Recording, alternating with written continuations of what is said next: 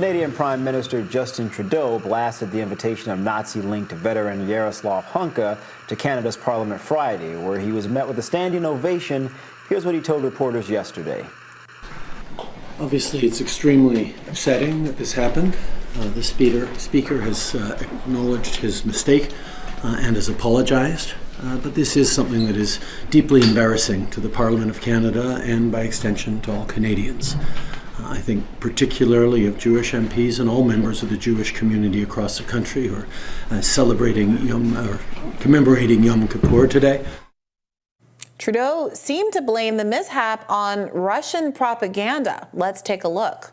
I think it's going to be really important that all of us push back against Russian propaganda, Russian disinformation, and continue our steadfast and unequivocal support for Ukraine, as we did last week with announcing further measures to stand with Ukraine in Russia's illegal war against it.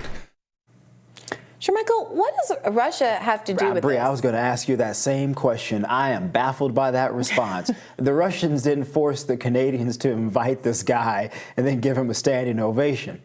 I mean, that was bizarre. It was bizarre, but it is not out of turn. Exactly. It is completely consistent with what has been going on among liberals, where every faux pas, every misstep seems so easily attributed to somehow Putin. I mean, this whole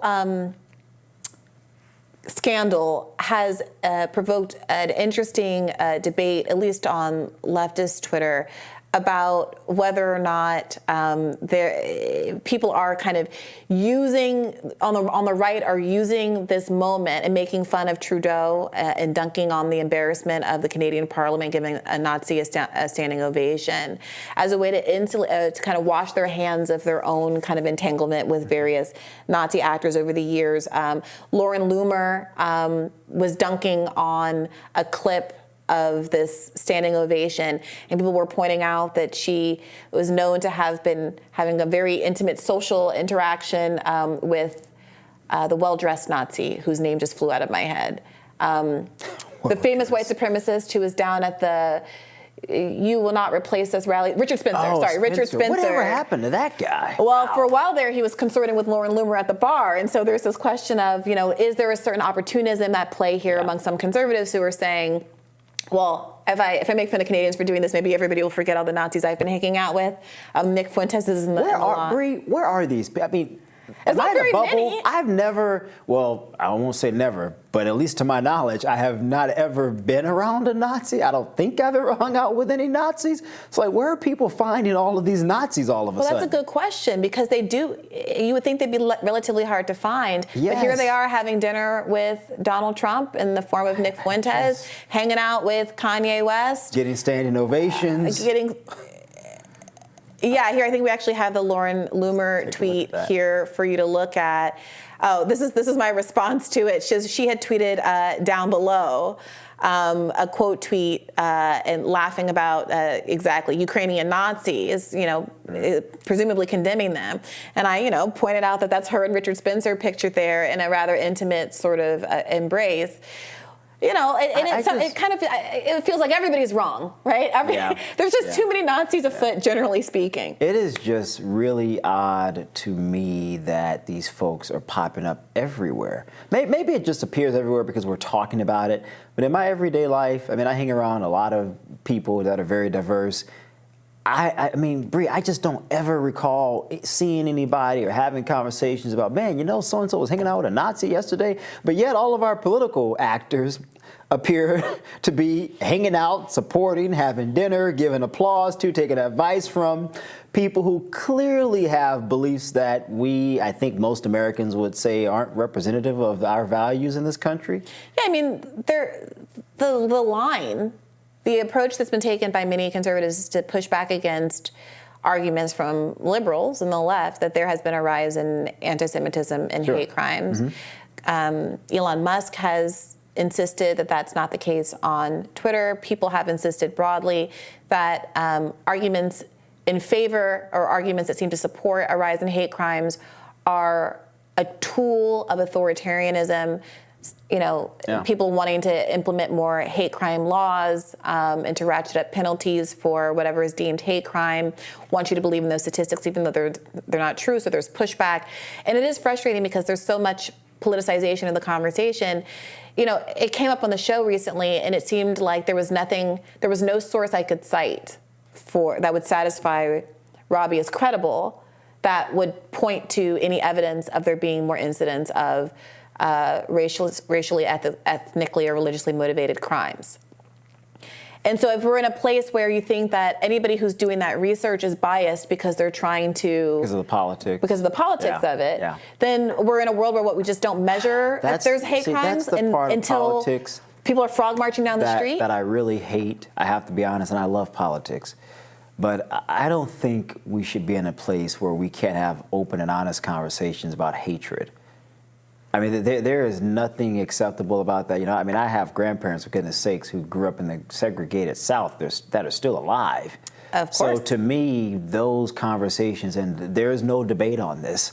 We shouldn't debate this. We shouldn't be hanging out with people who are Nazis. We just shouldn't. Well, sure, Michael. Whether you're a Democrat, whether you're a Republican, there's just no excuse, in my opinion, to hang out with those sorts of people. And I am, again, baffled that this seemingly continues to happen, from our hip-hop artists to politicians in the U.S., to the Canadian Parliament. And what's weird to me, Brian, we spoke about this yesterday, not a single person on any of these individuals' staff researched these people to say, wait a minute, we should not invite this person to dinner in the case of Trump, because Trump said, I didn't know who this guy was. Or they did and they don't care.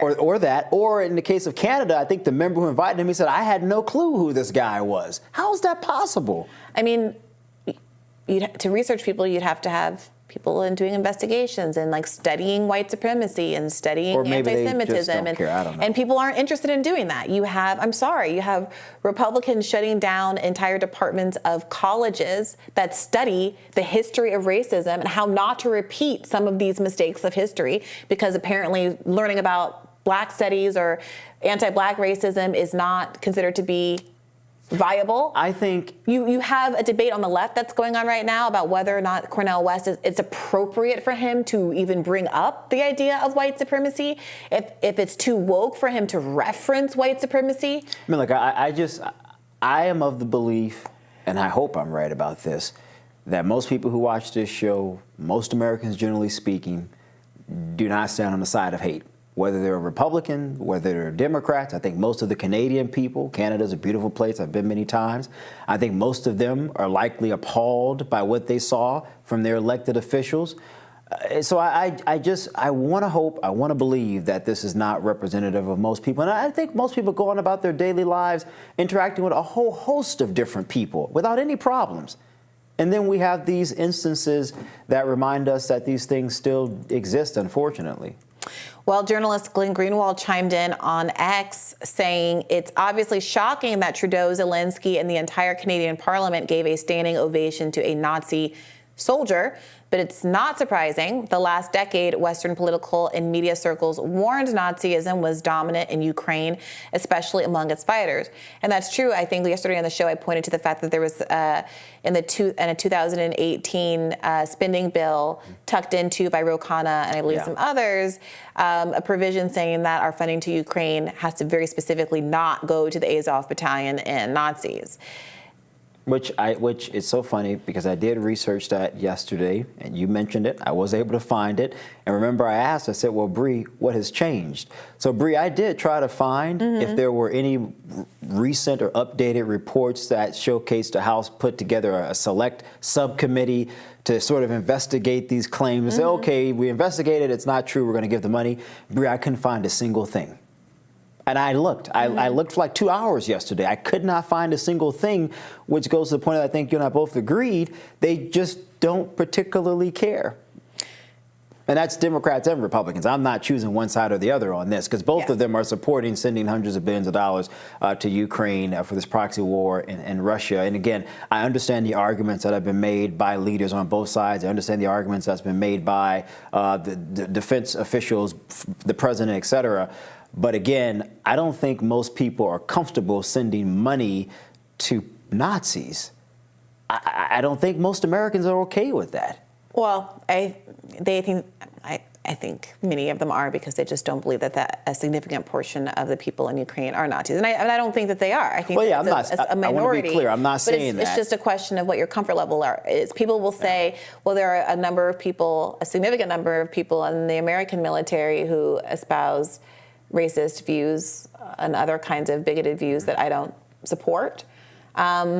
But the comfort level of that is what it is. But the comfort level of our members was clearly not very high in 2018, which you educated me on. And again, it goes back to that point. Why are they all of a sudden comfortable now? What's changed? I couldn't find a change. Well, I think the big question is, even if they're a small percentage of the population, why do they all end up in Congress and being awarded medals by Jon Stewart and on the front page of the New York Times? Like, I can accept that it's a minority within a minority, sure, and that you shouldn't tarnish the good reputation of all of the Ukrainians. But then somebody has some questions to answer about why, if you're picking a Ukrainian soldier out of a hat to Just come and be happens to be a awarded, Nazi one? why is it a Nazi? An actual 90, well, how old is he? Someone who's literally not just like the grandson of a Nazi. A long time. Fully a firsthand, Yeah. I fought against the Russians, our For Adolf allies. Hitler. For Hitler. For Hitler. Yeah. All right. Well, we'll have more Rising for you right after this.